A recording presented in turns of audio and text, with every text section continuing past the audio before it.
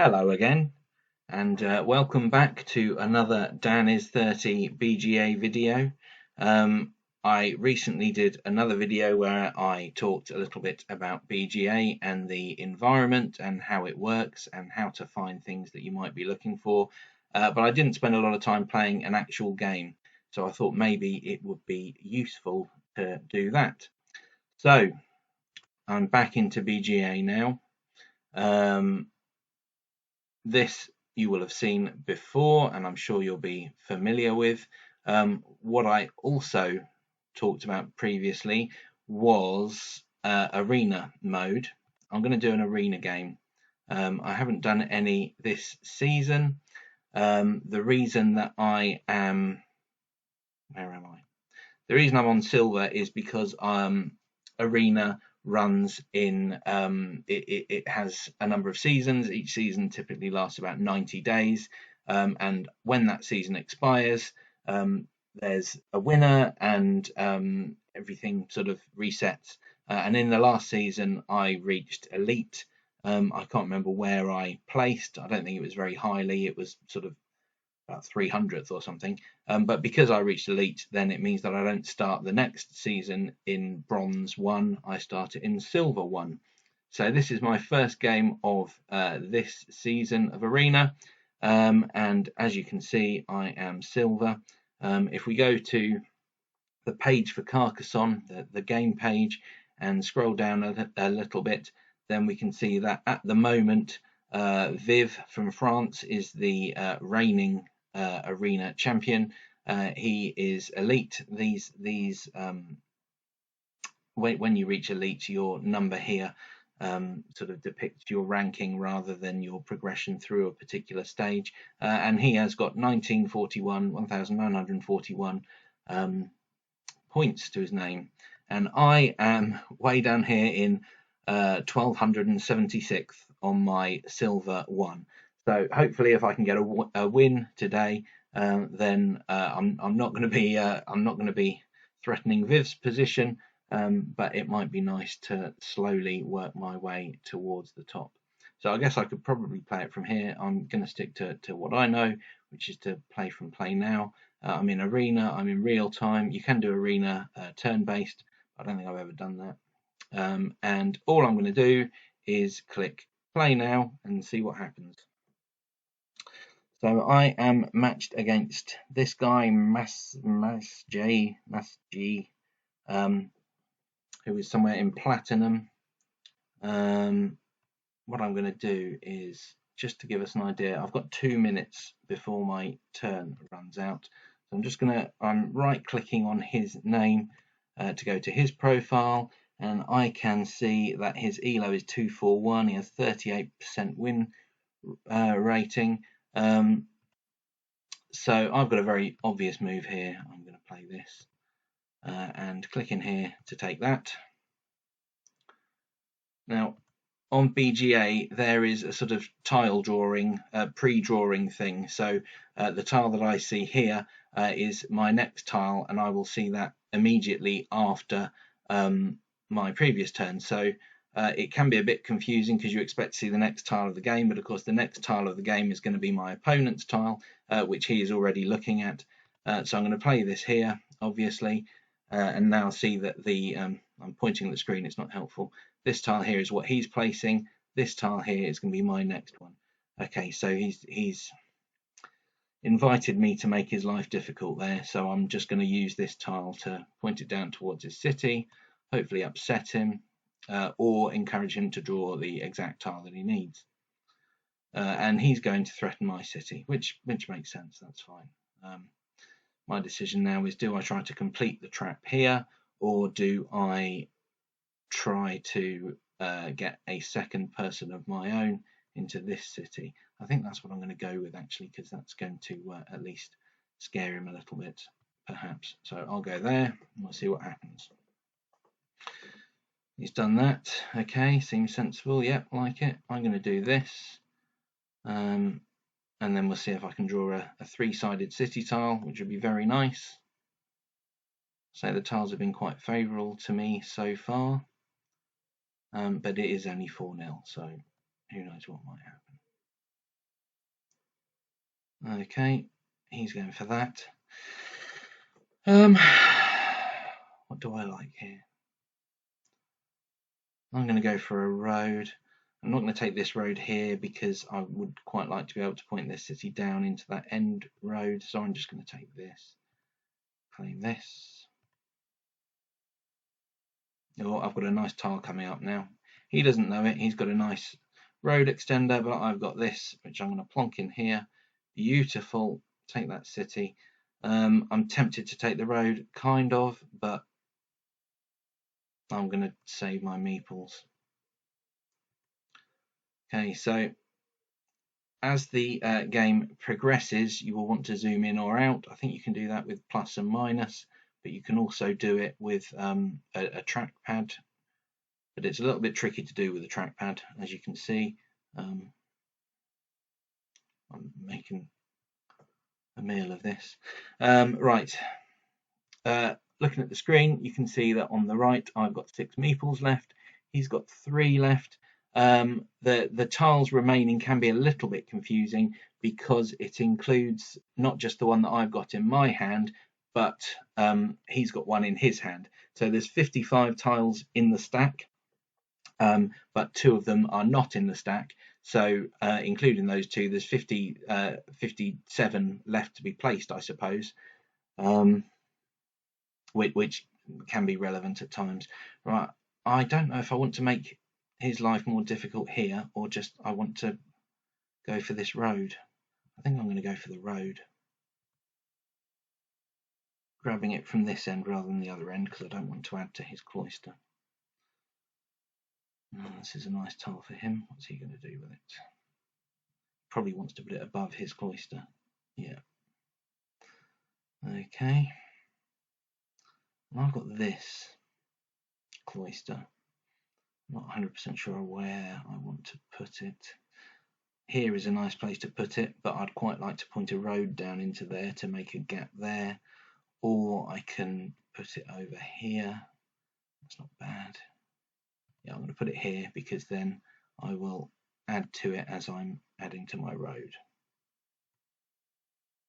Okay, he finishes that. Okay, now do I take a 3-point road and give away one of those points? So taking a 3-point road potentially, but giving 1 point back to him for his cloister, or do I just do that? I might just do that. I talked about doing that. I'm not sure if it's worth it, to be honest. I'll tell you what I'm going to do instead. I'm going to do this, which is 2 points, so it's the same value as that, but I'm also going to claim the farm because I like the look of the farm. Right, what's he going to do?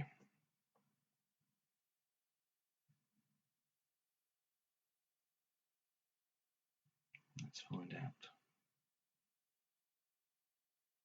Okay, yeah, not bad. Makes sense. I'm going to extend my road, I think. Yeah, extend my road.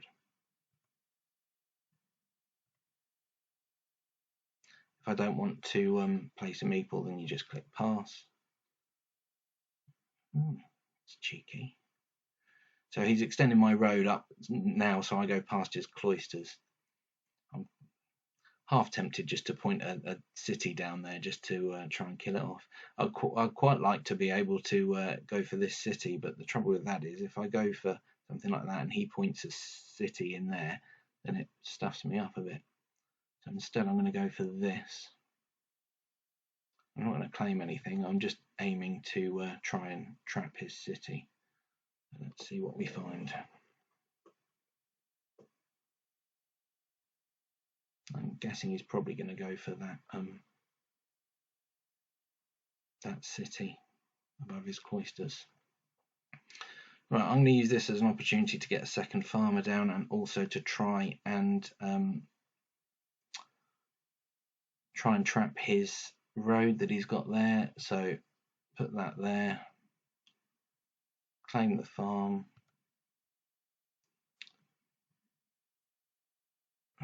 Okay, so I'm now faced with the choice, do I put this here, which I might do because it could potentially, if I put that there and extend a road up here, then it potentially extends my farm, but also it's good points.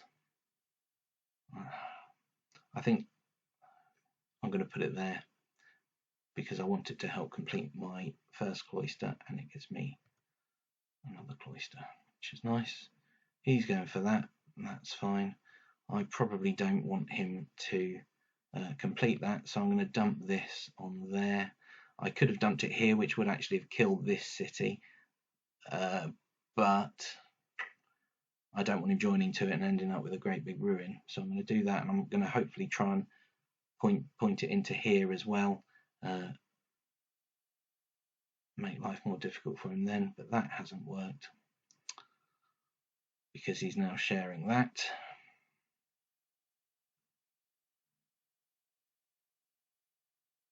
Okay, what am I going to do? I think, to be honest, I don't know if I want to extend our road. I'll extend this road, and I'm not going to claim the city because I've only got one meeple.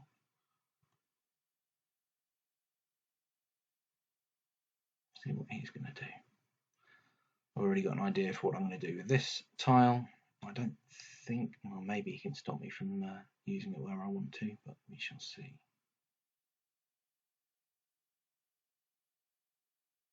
Okay, so he's defending his own city there because that gap is a gap that can be filled. So I'm going to kill his road up here.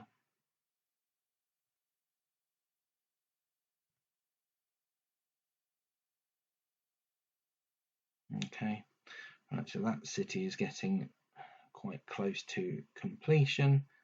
So I'm going to put this on here. It's my last meeple.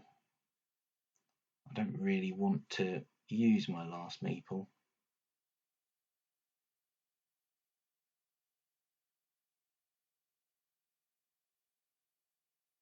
But I don't want him to complete the city either. So I'm just going to put that there, and I'm not going to claim it, just to make it more difficult for him to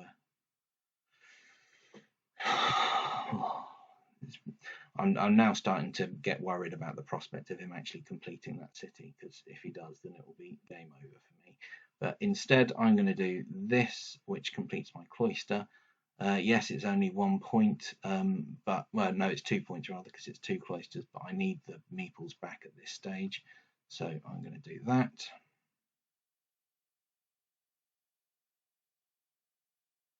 He's continuing to add to that. What am I going to do with this tile? I think I most likely will put it over here, just to get another meeple back. I could have attacked the road with it, but it seems pointless because it's very easy to prevent.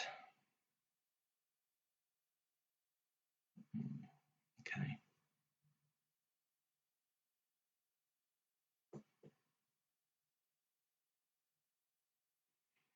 So I'm 2 points ahead. I mean, I can take an easy 2 points somewhere, I suppose.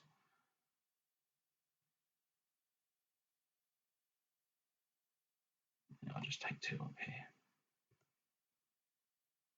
Confirm. Click on the parts of the tile that I want to claim. You do need to be careful when you're claiming the features, because it's very easy to claim the wrong part, which you don't want to do, and end up with rather than claiming the easy points you want for a city or a road or whatever, ending up with a farmer who isn't going to bring you any points. This is a nice tile for me because I can take 4 points, and it also makes it more difficult for him to close that city. But I am a little bit concerned now about the farm. I mean, I can join this guy on if I put the straight road here, because then if he wants to complete his cloister, then he's going to have to bring the second guy of mine on. But also I'm aware that he's down to 0 meeples now, so I want that to continue. I'm going to put that in there.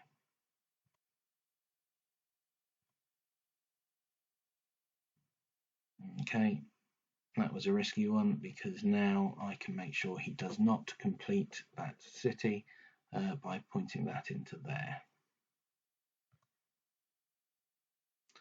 There were other moves I would probably have preferred. Well, that was a tile he was waiting for because he's cut this guy out, which means that he now won't be joining the farm, but I can use this tile to join his city potentially and to complete my cloister in the process. So there we go, there's that. I would like to be able to take the farm outright. This tile potentially gives me an opportunity to do so. I'm just deciding if it's one that I want to risk. What is it, 56-48? And I've got a bit of a meeple advantage. Right, I think what I'm going to do, I like the idea of putting it like this and then hoping that I can get something in there. At the moment, I can't see any other particularly good ways of getting onto the farm that I like. Oh, maybe up here if I had a different tile. Okay, I'm just going to use this to join his city.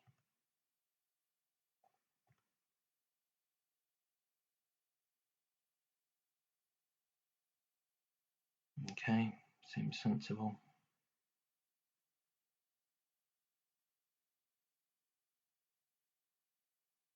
What am I going to do with this? I'm going to put it over here just to try and hinder him a little bit. It does create an opportunity for him to attack the farm. Hopefully that won't happen.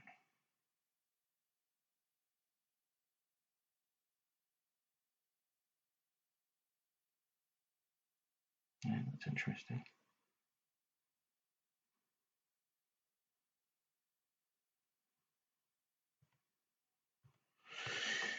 Oh, you can tell it's not been, or you can tell it's been a while since I last played. I'm feeling quite uneasy about everything.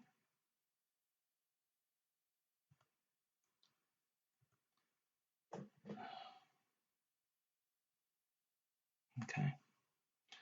Oh, that's nice for him.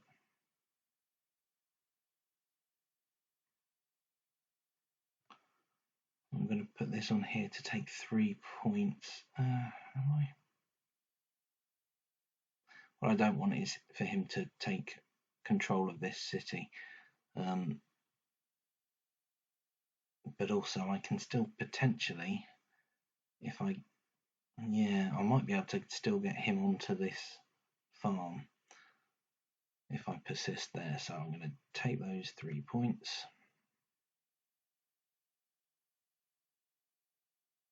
Now, what's he going to do? Okay, yep, he's using that opportunity to take the city. But I'm, however, going to take this, which brings some hope back into the game.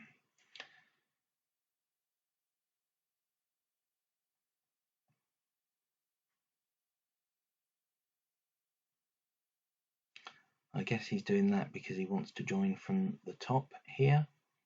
So I can sort of head him off a little bit because I've got the meeples to do so, and I can claim there. Okay. Seems unnecessary, but whatever. 54-63. I'm relatively happy with that. Means I don't even necessarily want this to join in. All I want is this one to join in over here, and even if it doesn't, it's still 9 points.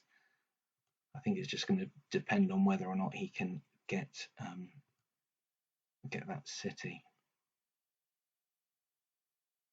Oh, now that's pretty good. Are there any corner tiles left though? 1, 2, 1, 2, 3, 4, 5, 6, 7.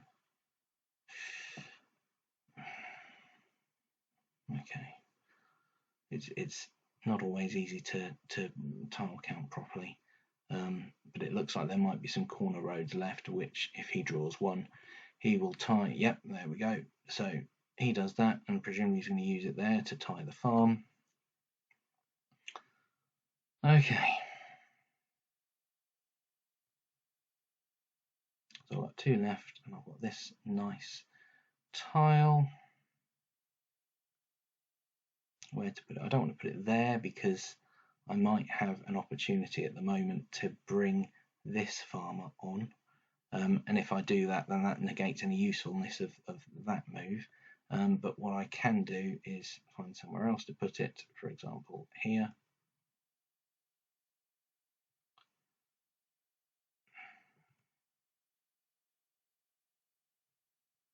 Okay, he takes that. It's not very useful to him because he hasn't got any meeples left.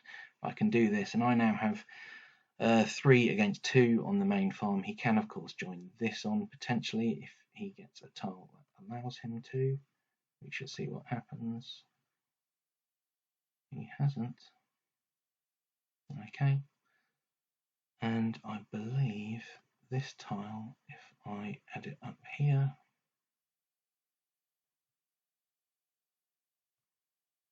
gets me 1 point, and hopefully that's the game, depending on whether there's a tile left. There isn't. BGA then scores everything up for you. Doesn't do it all at once, it just does it sort of feature by feature.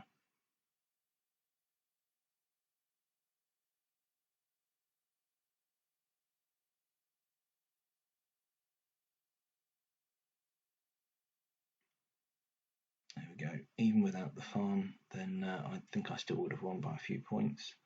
And I'm just going to be polite and say GG, and that will probably encourage him to accuse me of being excessively lucky or something, as is often the case.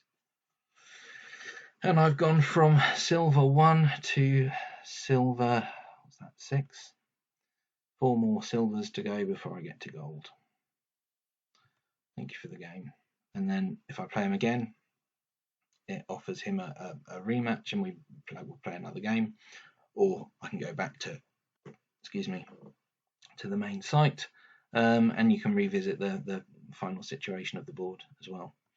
So I'm going to go back to the main site now. I'm going to close this window down because we don't particularly need this. That is there. That is just going to be me saying GG to him in our game. Close that down. And if I now go to, for example, my profile, and then if I go to games played, games history, then what we can see is that I now have this is the complete list of all the games that you've played. But what I didn't talk about in the previous video was if you actually click on the game, then you can see a replay of the game. This shows what the game was, who played, and what the results were. You can see I won by 20 points.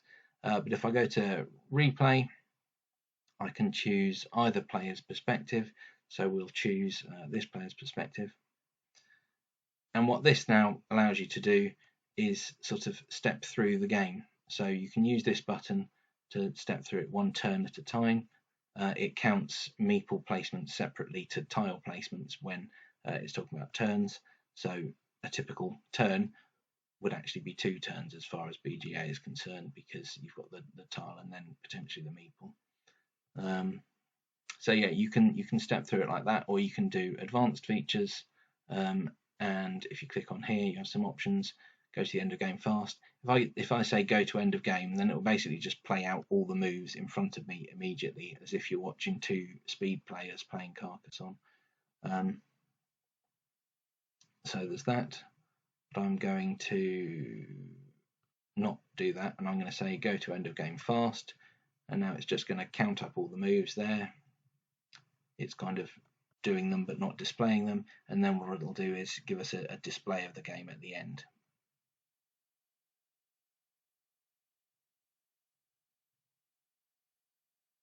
And there it is. So we've got the results and the final situation. And you can do that for any games. You don't need to, it's not restricted to just your own games. For example, I could go and search under community for my friend and yours, Willem. He's Willem88, I think, proprietor of the Carcassonne Museum. In fact, here it says in his about me, holder of the largest collection of Carcassonne games in the world, Carcassonne Museum. And then some other stuff there that's worth reading. But if you go to his games, for example, or if I go to, I'm not going to go to games between Willem88 and me, because the point was that we were going to be watching a game that I wasn't playing in. So here he is playing North Ender, and if I want to watch that, I can go here and I can choose Willem, and then from here I just click Advanced Replay, go to the end of the game fast, drop. This is the reason I'm showing this is because it's quite useful, especially if you're aware of some of the top players, and you can find the top players by just going to the Carcassonne game page and then looking through the rankings there, and then you can just go and visit those particular players' profiles, and you can watch their games step by step, or you can there's little merit in zipping to the end and just seeing the final landscape, but you can watch them step by step and just sort of go through them. And what I tend to do is at each step think about, right, what would I do with this tile if I was in their situation, and it's useful in that respect because yes, you can find out how different you are to various world champions or whoever, and you can sort of learn by watching other people's games, which is useful. One last thing quickly to show you before I discover that I haven't been recording any of this is you went to the Carcassonne game page here, where we saw the arena ranking with Viv at the top. You can change it by going from current season to all time, and this will rank it by elo. So Alexei LV is an extremely good player, world standard, and he has a YouTube channel where he discusses all things Carcassonne, well worth checking out. You can see that he at the moment has 821 elo and is enjoying his view down on everybody else from the top. So he is somebody who you might want to check out. And you can also see that there are different rankings. You reach master level when you get to 700 elo, expert at 500, and then I think good is 200 and strong is 400 or something like that. So you'll probably notice that you get those as you sort of gain confidence and familiarity with Board Game Arena. But anyway, that was about all I was going to show you. I hope that that is useful. If you have any questions, then feel free to pose them on Carcassonne Central, and otherwise looking forward to the competition. Hope you enjoy it. Cheers. Bye bye.